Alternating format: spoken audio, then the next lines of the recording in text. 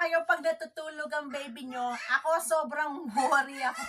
Ay, ni Jeremiah. So, nag-worried ako pag nag-nap time siya ng hapon.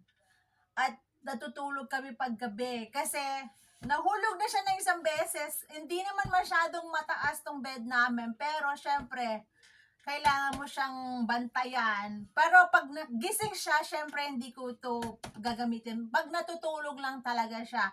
Ang tibay niya. Kung gusto nyong bumili, gamitin nyo yung link ko. Promise, hindi kayo magsisisi mga mommies. Nasa Amazon, sa Amazon ko binili. So, gamitin nyo yung link ko. Stay home, mom. Please, thank you.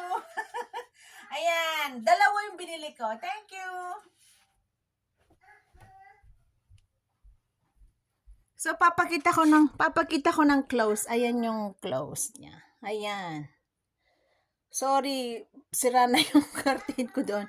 So, hindi ko na nalalagyan dito. Full noodle na lang yung nilagay ko kasi okay naman siya. So, ayan. Dalawa yung nilagay ko.